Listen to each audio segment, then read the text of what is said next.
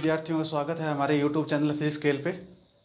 हमारा जो टॉपिक चल रहा था पिछले वीडियो में लेसन 2 जिसका नाम था गाउस के नियम और गाउस का अनुप्रयोग, उसमें हम जो टॉपिक पढ़ रहे थे वो टॉपिक था हमारा समरूप आवेशित अनंत विस्तार का जो तार है उस तार के कारण विद्युत क्षेत्र की दिशा हमने फाइंड कर ली थी। समरूप आवेशित अनंत विस्तार के तार के कारण जो विद्युत क्षेत्र की दिशा होती है तार के लंबवत बाहर की ओर होती है। और हमने ये भी देखा था यदि वही समरूप आवेशित अनंत विस्तार का तार ऋणावेशित होगा तब दिशा तार के लंबवत होगी लेकिन अंदर की ओर होगी, जबकि यदि वो तार समरूप आवेशित है और वो धनावेशित है तो विद्युत क्षेत्र की दिशा तार के लंबवत बाहर की ओर होगी। आज हमारा जो टॉपिक है वो है समरूप आवेशित अनंत विस्तार के तार के कारण विद्युत क्षेत्र की तीव्रता का व्यंजक। सूत्र सत्यापित करना है हमें। समरूप आवेशित का तात्पर्य एक समान रूप से आवेशित, समरूप आवेशित अनंत विस्तार कह लीजिए या अपरिमित का मतलब जिसकी लंबाई निश्चित नहीं है। समरूप आवेशित अनंत विस्तार के तार के कारण विद्युत क्षेत्र की तीव्रता का व्यंजक। सूत्र ये आपका पहला गाउस के नियम की एप्लीकेशन का डेरिवेशन है। गाउस के नियम के एप्लीकेशंस की फर्स्ट डेरिवेशन आपका ये है, समरूप आवेशित अनंत विस्तार या अपरिमित लंबाई के तार के कारण विद्युत क्षेत्र की तीव्रता का व्यंजक। तो देखिए चित्रानुसार ये अनंत विस्तार का एक तार है जिसका एक छोटा पार्ट ए बी आपने लिया हुआ है और ये तार कैसा है, समरूप आवेशित है। और समरूप आवेशित तार है तो हम मान लेते हैं इस तार का रेखीय आवेश घनत्व, रेखीय आवेश वितरण लैम्डा है। तो हम यहाँ पे थ्योरी में लिखेंगे, माना एक अनंत विस्तार या अंतहीन जिसे हम अपरिमित भी कह सकते हैं, माना एक अनंत विस्तार का समरूप आवेशित तार है जिसका रेखीय आवेश घनत्व। अब रेखीय आवेश वितरण या रेखीय आवेश घनत्व की बात क्यों कर रहे हैं, क्योंकि हमने अध्ययन किया था कि जब आवेश किसी लाइन पर, किसी छड़ पर, किसी रेखा पर होगा तब उस प्रकार के आवेश वितरण को हम रेखीय आवेश वितरण के द्वारा परिभाषित करते हैं, जिसका रेखीय आवेश वितरण लैम्डा है। तार से स्मॉल आर दूरी पर स्थित किसी बिंदु P पर, मान लीजिए ये तार से स्मॉल आर दूरी पर कोई बिंदु है P, बिंदु P पर विद्युत क्षेत्र की गणना करनी है। तार से स्मॉल आर दूरी पर स्थित किसी बिंदु P पर विद्युत क्षेत्र की गणना करनी है। अब हम विद्युत क्षेत्र की गणना करना चाहते हैं तो हमें गाउस का नियम लगाना पड़ेगा, और गाउस का नियम जब लगाएंगे तो हमें काल्पनिक बंद गाउसीय पृष्ठ की कल्पना करनी होगी। तो हम क्या करते हैं, देखिए इस तार जो अनंत लंबाई का तार है, इस तार का जो हमने ए बी पार्ट लिया है, ये इस ए बी पार्ट की लंबाई मान लेते हैं स्मॉल एल। तो हम क्या करेंगे, स्मॉल आर त्रिज्या और स्मॉल एल लंबाई के एक बेलनाकार गाउसीय बंद पृष्ठ की कल्पना कर लेते हैं। स्मॉल एल लंबाई का एक बेलनाकार गाउसीय पृष्ठ की कल्पना कर लेते हैं। क्योंकि बेलनाकार आकृति का है तो ये बंद पृष्ठ की तरह कार्य करेगा। फॉर एग्जांपल ये मार्कर है, ये बेलनाकार आकृति का है और इसके मिड में से एक वायर गुजर रही है, तो वो वायर है वो समरूप आवेशित है और इसके चारों ओर हमने ये बेलनाकार पृष्ठ की कल्पना कर ली। फॉर एग्जांपल ये इस मार्कर की निब है, तो ये निब जो आर पार होगी ये तो वायर का काम करेगी और इसके चारों ओर जो ये मार्कर का जो आवरण है, जो बाह्य जो पृष्ठ है, ये बेलनाकार पृष्ठ है। तो इस निब को इस पृष्ठ ने घेर रखा है, तो ये गाउसियन पृष्ठ का कार्य करेगा और ये जो निब है ये आपका कार्य करेगी वायर का। तो ये वायर समरूप आवेशित है जो इसके अंदर से गुजर रही है और ये बेलनाकार पृष्ठ है जिसकी लंबाई तो कितनी है स्मॉल एल, इसकी त्रिज्या कितनी होगी स्मॉल आर, सेंटर पॉइंट्स तक की दूरी सतह से। तो हमने एक बेलनाकार गाउसियन पृष्ठ की कल्पना कर ली जो कि काल्पनिक है। ये आपका गाउसियन पृष्ठ है, गाउसियन पृष्ठ, और गाउसियन पृष्ठ की आकृति कैसी है बेलनाकार। तो बेलनाकार गाउसियन पृष्ठ की क्या कर ली कल्पना, जिसकी लंबाई कितनी है स्मॉल एल और इसकी त्रिज्या कितनी है स्मॉल आर। तो हम क्या लिखेंगे, तार से स्मॉल आर दूरी पर स्थित किसी बिंदु P पर विद्युत क्षेत्र की गणना करनी है, इसलिए तार के चारों ओर स्मॉल आर त्रिज्या, क्योंकि ये अगर ये डिस्टेंस स्मॉल आर है तो ये डिस्टेंस भी कितनी होगी स्मॉल आर, तो ये त्रिज्या कहलाएगी इसकी स्मॉल आर त्रिज्या व स्मॉल एल लंबाई के बेलनाकार बंद गाउसीय पृष्ठ की कल्पना की जाती है। तो ये बंद गाउसीय पृष्ठ की कल्पना कर ली, इसलिए बंद गाउसीय पृष्ठ से निर्गत विद्युत फ्लक्स, निर्गत विद्युत फ्लक्स गाउस के नियम से, तो गाउस के नियम से इस बेलनाकार बंद गाउसिय पृष्ठ से निकलने वाला फ्लक्स होगा, वो फ्लक्स क्या होगा phi E is equal to summation q upon में एप्साइलन 0, और फ्लक्स की वैल्यू होती है close integration s E vector dot d s vector summation q upon में एप्साइलन 0, समीकरण नंबर 1। फ्लक्स की value close integration, close integration क्यों, क्योंकि पृष्ठ बंद है, इंटीग्रेशन का मतलब कुल, एस का मतलब पृष्ठ, E vector dot d s vector is equal to summation q upon में एप्साइलन 0। ये आपके पास गाउस के नियम से फ्लक्स आ गया। अब यहाँ क्लोज इंटीग्रेशन ई वेक्टर डॉट डी एस है, हम यहाँ ध्यान से देखें तो ये पूरा बंद जो बेलनाकार पृष्ठ है, जैसे कि हमने इसे माना था, ये 3 भागों से मिलकर बना हुआ है। एक सामने वाला पृष्ठ ये, एक पृष्ठ ये 2, और एक ये इसके चारों ओर का वक्र पृष्ठ। तो यहाँ देखिए आप, मैं इसे S1 पृष्ठ मान लेता हूँ, S1 पृष्ठ, इसे मैं मान लेता हूँ S2 पृष्ठ, और इसे मान लेते हैं हम S3 पृष्ठ। जो वक्र पृष्ठ है इसके चारों ओर का, ये तार के चारों का वक्र पृष्ठ, ये S1 पृष्ठ है। ऊपर का जो वृत्ताकार पार्ट है ये वाला, ये S1 पृष्ठ है, और सॉरी S2 पृष्ठ है, और ये जो इसका नीचे वाला वृत्ताकार पार्ट है ये S3 पृष्ठ है। अब हम ध्यान से देखें तो हमने ये देखा था समरूप आवेशित जो तार होता है, उस तार के कारण जो विद्युत क्षेत्र की दिशा होती है, वो विद्युत क्षेत्र की दिशा हमेशा तार के लंबवत बाहर की ओर होती है। तो ये समरूप आवेशित तार है और यहाँ विद्युत क्षेत्र की दिशा तार के लंबवत बाहर की ओर होगी। अगर बिंदु P, ये जो बिंदु P हमने यहाँ पे डिनोट किया था,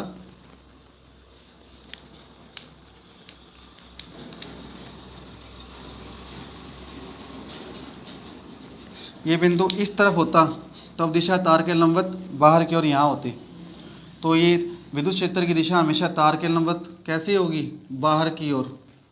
किसी भी जगह कोई भी बिंदु लीजिए, चाहे बिंदु राइट साइड में हो चाहे बिंदु लेफ्ट साइड में हो, हमेशा समरूप आवेशित तार के कारण विद्युत क्षेत्र की दिशा तार के लंबवत होगी, और वो कैसे होगी तार के लंबवत बाहर की ओर। और ये हमने अध्ययन कर लिया है, इससे पिछले वीडियो में अच्छा तरीके से बिल्कुल डिस्क्राइब करके बताया था मैंने आपको ये। अब देखिए ध्यान से देखें, तो हमने ये बंद पृष्ठ माना था। अगर मैं इस बंद पृष्ठ पर यहाँ इस वक्र पृष्ठ को सामने की ओर देखूँ तो इसका क्षेत्रफल सदिश मेरी आंखों की ओर होगा। अगर मैं इस वक्र पृष्ठ के इस साइड में खड़ा हूँ इस तरह से, तो इसका क्षेत्रफल सदिश मेरी आंखों की ओर होगा यूँ। यदि मैं इसके वक्र पृष्ठ को यूँ देखूँ, मेरी आंखों की ओर होगा क्षेत्रफल सदिश। तो वक्र पृष्ठ पे आप जहाँ भी खड़े होंगे उसका क्षेत्रफल सदिश हमेशा आपकी आंखों की ओर होगा।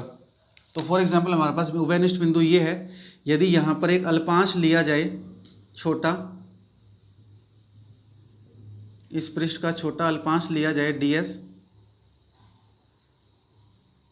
तो इस ds अल्पांश का क्षेत्रफल सदिश जो होगा वो लंबवत बाहर की ओर होगा। इसका मतलब थीटा कितना हो जाएगा 0 डिग्री, क्योंकि ये वेक्टर बाहर की ओर है। हमने इस पृष्ठ पर प्रेक्षण बिंदु यहाँ पर था आपका, प्रेक्षण बिंदु के सामने यहाँ पे एक अल्पांश लिया। इस अल्पांश को अगर मैं देखूंगा इस तरफ खड़ा होकर तो इसका क्षेत्रफल सदिश मेरी आंखों की ओर होगा। इधर ही विद्युत क्षेत्र है तो दोनों की दिशा एक ही दिशा में होगी, तो थीटा कितना हो जाएगा 0। अब यदि मैं इस ऊपर वाले वक्र पृष्ठ को, सॉरी ऊपर वाले वर्ताकार पार्ट को, ये जो आपका रेड मार्कर का जो ऊपर वाला वर्ताकार पार्ट है ये, यदि मैं इसको देखूँ ऊपर की ओर, ऊपर से, तो इसका क्षेत्रफल सदिश ऊपर की ओर होगा। तो S2 जो पृष्ठ होगा उसका क्षेत्रफल सदिश कहाँ होगा, ऊपर की ओर, ds2 वेक्टर, ds2 वेक्टर। जबकि तार के कारण जो उत्पन्न विद्युत क्षेत्र है उसकी दिशा कैसे है, तार के लंबवत बाहर की ओर। तो S2 पृष्ठ का जो क्षेत्रफल सदिश है वो ऊपर की ओर है और विद्युत क्षेत्र इस दिशा में है, तो थीटा कितना हुआ 90 डिग्री। ये थीटा 2 है और ये थीटा 1 है। इसके पश्चात ये बेलनाकार पार्ट है, ये वाला बेलनाकार पार्ट, इसको यदि नीचे से देखें तो इसका क्षेत्रफल सदिश कहाँ होगा, नीचे की ओर, लंबवत नीचे की ओर होगा। तो S3 पृष्ठ का क्षेत्रफल सदिश ds3 का है, नीचे की ओर। जबकि इस तार के कारण विद्युत क्षेत्र की दिशा कैसे है, तार के लंबवत बाहर की ओर। थीटा का मान कितना होगा 90 डिग्री, तो थीटा 3 कितना होगा 90 डिग्री। तो हम ये कह सकते हैं कि ये बेलनाकार 3 पृष्ठों से मिलकर बना हुआ है। तीनों पृष्ठों के लिए हमने थीटा के मान ज्ञात कर लिए। तार के कारण जो विद्युत क्षेत्र की दिशा है वो तो प्रत्येक बिंदु पर तार के लंबवत बाहर की ओर होगी, चाहे वो प्रेक्षण बिंदु राइट साइड में हो चाहे वो लेफ्ट साइड में हो। वक्र पृष्ठ के लिए क्षेत्रफल सदिश जो है, ये वक्र पृष्ठ के लिए क्षेत्रफल सदिश, क्योंकि प्रेक्षण बिंदु यहाँ था, हम जब यहाँ खड़े होकर इसको देखेंगे तो क्षेत्रफल सदिश इस साइड में होगा, विद्युत क्षेत्र की दिशा में। ऊपर वाले वर्ताकार पार्ट के लिए क्षेत्रफल सदिश ऊपर की ओर होगा और नीचे वाले पार्ट के लिए नीचे की ओर होगा। तो S2 पृष्ठ के लिए ds2 वेक्टर और S3 पृष्ठ के लिए ds3 वेक्टर, ई वेक्टर के लंबवत होने के कारण थीटा 2 और थीटा 3 की वैल्यू 90 डिग्री आएगी। जबकि S1 पृष्ठ के लिए ds1 वेक्टर और ई वेक्टर दोनों एक ही दिशा में है, इसलिए थीटा का मान क्या आएगा 0 डिग्री, परस्पर समांतर है। तो हम आगे क्या थ्योरी लिखेंगे इसके अंदर, देखिए ध्यान से।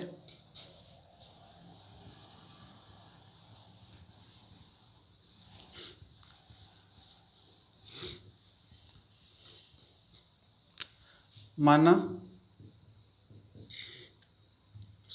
क्योंकि बेलनाकार पृष्ठ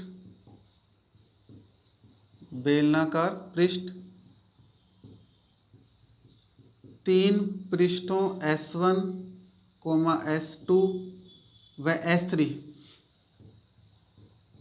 से मिलकर बना हुआ है, अर्थात देखिए, नंबर 1 S1 पृष्ठ, नंबर 2 S2 पृष्ठ और नंबर 3 S3 पृष्ठ। S1 पृष्ठ कौन सा है, S1 जो पृष्ठ है वो वक्र पृष्ठ है, जो बेलनाकार पार्ट का वक्र पृष्ठ है, चारों तरफ जो होता है वो। S2 पृष्ठ कौन सा है, वृत्ताकार भाग, जो ऊपर है, ऊपर की ओर। S3 कौन सा है, वृत्ताकार भाग है, और ये कहाँ है, नीचे की ओर। अब इन तीनों पृष्ठों के लिए यदि हमें एंगल डिफाइन करने हो तो हम क्या लिखेंगे, S1 पृष्ठ के लिए जो ds1 वेक्टर है वो पैरेलल है, ये निशान किसका होता है, पैरेलल का, समांतर का। किसके पैरेलल है, ई वेक्टर के, तो θ1 की वैल्यू 0 डिग्री। S2 पृष्ठ के लिए जो क्षेत्रफल सदिश है ds2 वेक्टर वो परपेंडिकुलर है किसके, ई वेक्टर के, तो θ2 का मान कितना है 90 डिग्री। S3 वेक्टर के लिए ds3 वेक्टर परपेंडिकुलर है किसके, ई वेक्टर के, तो θ3 की वैल्यू कितनी है 90 डिग्री। ये हमने चित्र में आपको पहले ही समझा दिया है अच्छे तरीके से। तो ये ds1 वेक्टर ई वेक्टर के समांतर होने के कारण θ1 0 डिग्री है, ds2 वेक्टर ई वेक्टर के परपेंडिकुलर है तो θ2 की वैल्यू 90 है, ds3 वेक्टर ई वेक्टर के फिर परपेंडिकुलर है तो यहाँ पे θ3 का मान कितना है 90 डिग्री। अतः बाय 1। अब समीकरण 1 से हम क्या लिखेंगे, देखिए समीकरण 1 से इस क्लोज इंटीग्रेशन s वेक्टर को, यहाँ ध्यान रखने वाली बात है जब हम एक सिर्फ बंद पृष्ठ की बात करते हैं तब क्लोज इंटीग्रेशन आता है, लेकिन जब इस बंद पृष्ठ को हम टुकड़ों में तोड़ देते हैं, जैसे मैंने यहाँ पे 3 भागों में तोड़ दिया, S1 पृष्ठ, S2 पृष्ठ और S3 पृष्ठ, तो जब इसे अलग अलग करके लिखेंगे तो अलग अलग करके लिखने के बाद सिर्फ और सिर्फ इंटीग्रेशन आएगा, क्लोज इंटीग्रेशन नहीं आएगा। क्लोज का मतलब होता है बंद पृष्ठ और बंद का मतलब होता है सभी भागों को एक साथ लिखना, और जब हम इसे टुकड़ों में अलग अलग तोड़ के लिखेंगे तो केवल एक अलग अलग पृष्ठ के लिए केवल इंटीग्रेशन ही आएगा। फॉर एग्जांपल यहाँ देखिए S1 पृष्ठ के लिए आएगा ई vector dot ds1 vector plus S2 पृष्ठ के लिए आएगा ई वेक्टर डॉट ds2 वेक्टर और S3 पृष्ठ के लिए आएगा ई वेक्टर डॉट ds3 वेक्टर। समीकरण 1 की लेफ्ट हैंड साइड जो थी हमारे पास, उसके पास हमारे पास क्लोज इंटीग्रेशन था और S था, S का मतलब पूरा पृष्ठ है। अब ये पूरा पृष्ठ 3 भागों से मिलकर बना हुआ है तो S1, S2 और S3, तो S की जगह S1, S2, S3 आ गया। इन S1, S2, S3 पृष्ठ को मिलाएंगे तब हमारे पास एक सिंगल S पृष्ठ बनेगा जो कि बेलनाकार पृष्ठ था, तो बंद हो गया वो, लेकिन हमने इसे 3 भागों में तोड़ दिया, इसलिए मैंने यहाँ पर क्लोज इंटीग्रेशन नहीं लगाया, ओनली इंटीग्रेशन है। क्यों? क्योंकि ये पार्ट अलग है, ये पार्ट अलग है और जो वक्र पृष्ठ है वो अलग है। तीनों पार्टों को जोड़ेंगे जब वो एक पृष्ठ बनेगा तब आएगा क्लोज इंटीग्रेशन, और जब एक बड़े पृष्ठ को अलग अलग टुकड़ों में तोड़ देंगे तब वहाँ से क्लोज हट जाएगा, क्योंकि अभी ओपन हो गए, अलग अलग हो चुके हैं, इकट्ठे नहीं है, इसलिए जब सिंगल सिंगल पृष्ठ लिखेंगे तब सिंपल इंटीग्रेशन आएगा। तो सबसे मेन बात, डॉट के बाद पहले पृष्ठ के लिए ds1 वेक्टर क्षेत्रफल सदिश, S2 के लिए ds2 वेक्टर क्षेत्रफल सदिश और S3 के लिए ds3 वेक्टर क्षेत्रफल सदिश। प्लस क्यों लगाया है? क्योंकि हमने एक पूरे पृष्ठ को 3 भागों में तोड़ा है, इन 3 भागों से मिलकर ये बना है, तो मिलने का मतलब प्लस ऐड आएगा, तीनों पार्ट को जोड़ेंगे तभी एक पृष्ठ बनेगा। और राइट हैंड साइड में समीशन q अपॉन में एप्सिलॉन 0। तो उम्मीद है आपको ये जो लाइन है समझ आ चुकी होगी अब तक, और सबके साथ ई वेक्टर ही आएगा, क्योंकि समरूप आवेशित तार के कारण उत्पन्न विद्युत क्षेत्र की दिशा तार के लंबवत एक समान होती है बाहर की ओर, तो ई का मान एक समान रहेगा। अब इस मैथमेटिकल समीकरण को हमें सोल्व करना है और इसका आंसर अब आपके सामने प्रस्तुत है, तो देखिए आप।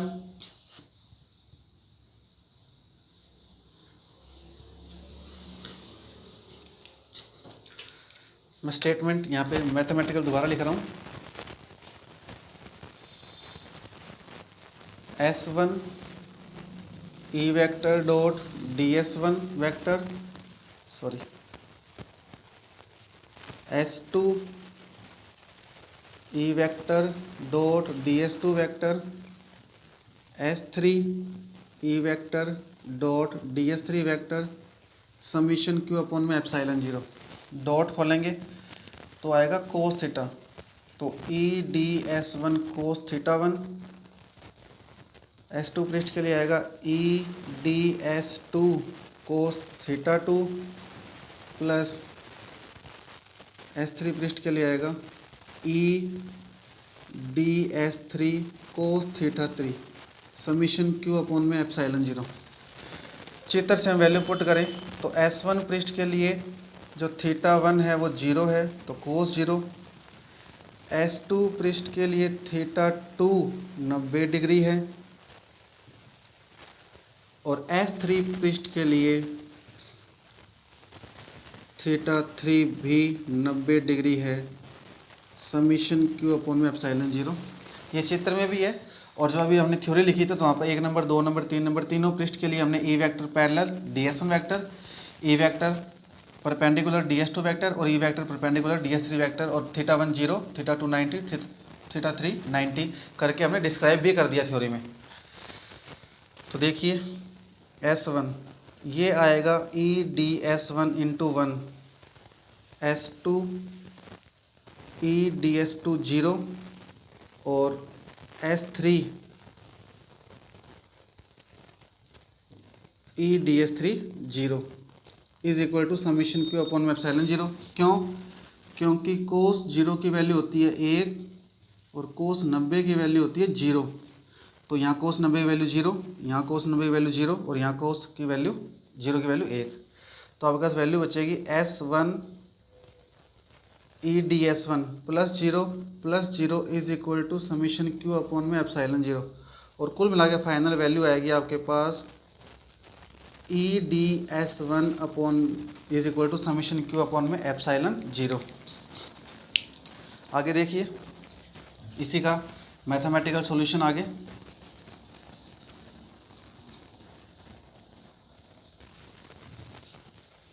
यहाँ ई वेक्टर कांस्टेंट है, ये कांस्टेंट वैल्यू समाकलन से इंटीग्रेशन से बाहर आ जाएगा।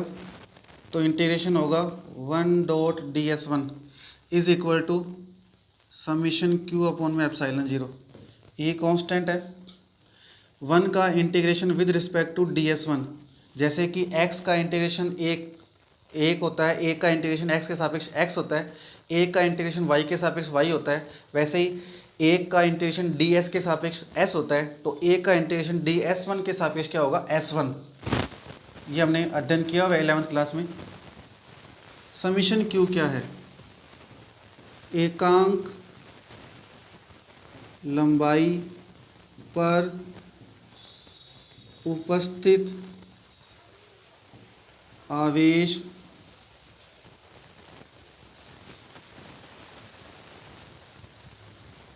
एकांक लंबाई पर उपस्थित आवेश की मात्रा बराबर लैम्डा। कैसे? अभी हमने थ्योरी में स्टार्टिंग में डिफाइन किया था कि इकाई लंबाई पर जो आवेश होता है उसे हम रेखीय आवेश घनत्व कहते हैं। तो हमने माना था कि तार का रेखीय आवेश घनत्व या रेखीय आवेश वितरण लैम्डा है। इसका मतलब एकांक लंबाई पर उपस्थित आवेश की मात्रा लैम्डा। इसलिए स्मॉल l लंबाई के बेलनाकार पृष्ठ द्वारा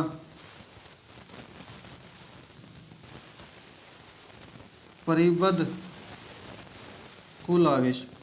तो एकांक लंबाई पर लैम्डा आवेश है, तो l लंबाई के बेलनाकार पृष्ठ द्वारा परिबद्ध कुल आवेश कितना होगा? Lambda l। और कुल आवेश को क्या कहेंगे? Summation Q.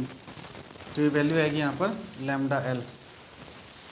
आगे S1 क्या है? S1 आपके सामने, S2 था वृत्ताकार पार्ट ऊपर का, S3 था नीचे का वृत्ताकार पार्ट, S1 है वक्र पृष्ठ। तो S1 है बेलन का वक्र पृष्ठ, और बेलन के वक्र पृष्ठ का क्षेत्रफल होता है 2 पाई r h।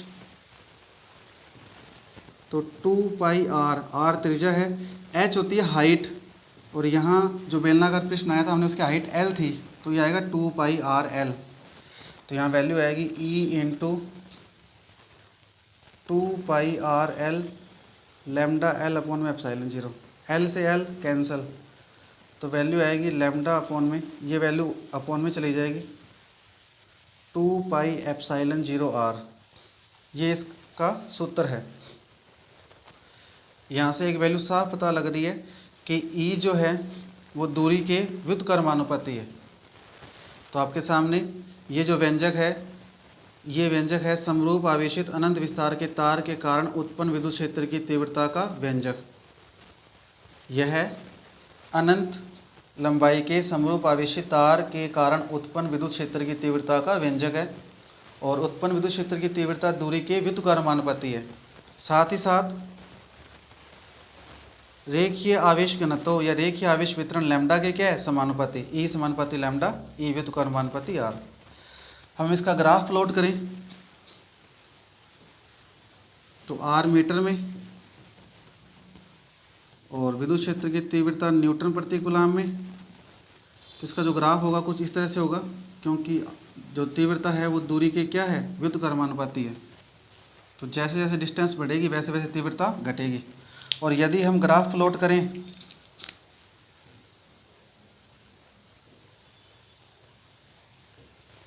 विद्युत क्षेत्र की तीव्रता और रेखीय आवेश वितरण लैम्डा में, रेखीय आवेश वितरण का फॉर्मूला होता है लैम्डा बराबर Q/L, तो मात्रक होगा कूलाम प्रति मीटर। तो देखिए दूरी का तो संबंध व्युत्क्रमानुपाती फॉर्म में ग्राफ बन गया, लेकिन लैम्डा के साथ क्या संबंध है, समानुपाती का। तो यदि विद्युत क्षेत्र की तीव्रता का लैम्डा के साथ संबंध देखें तो ग्राफ ना तो ये समानुपाती का ग्राफ आएगा, क्योंकि ई समानुपाती लैम्डा होता है। तो ये आपके पास दो ग्राफ हैं, विद्युत क्षेत्र की तीव्रता का दूरी के साथ परिवर्तन आरेख और विद्युत क्षेत्र की तीव्रता का रेखीय आवेश वितरण लैम्डा के साथ परिवर्तन आरेख। ये कंप्लीट है। इसी फॉर्मूले को, जहाँ मैं स्टार लगा रहा हूँ, इसी फॉर्मूले को हम कन्वर्ट भी कर सकते हैं बाय स्टार। हमारे पास फॉर्मूला है λ/2πε0r। यदि इस फॉर्मूले को मैं 2 से ऊपर नीचे गुणा कर दूं तो ये फॉर्मूला बनेगा 2λ/2 दूनी 4, तो 4πε0r। 1/ε0 क्या होता है, 1/ε0 क्या होता है, k। तो फॉर्मूला क्या रूप लेगा, देखिए E बराबर 2 ये रहा, और 1/4πε0 इसे क्या लिख देंगे, k। तो 2k, 1 × 2λ, तो 2 की जगह 2 है, और ये 1/4πε0 से क्या लिख सकते हैं, k। इंटू में क्या आएगा, लैम्डा, तो 2k λ/r।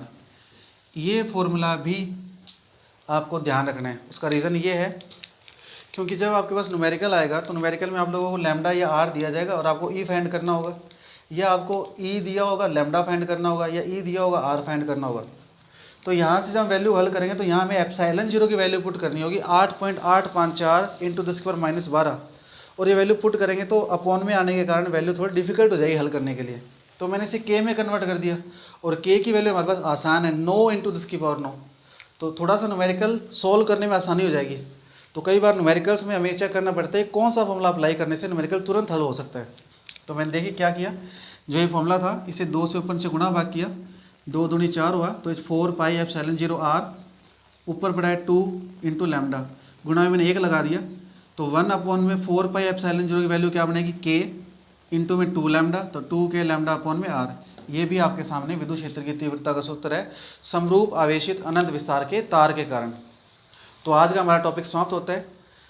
अगले वीडियो में हम मिलते हैं समरूप आवेशित अनंत विस्तार की अचालक प्लेट के कारण विद्युत क्षेत्र की तीव्रता की दिशा और उसका व्यंजक। धन्यवाद आप सभी का।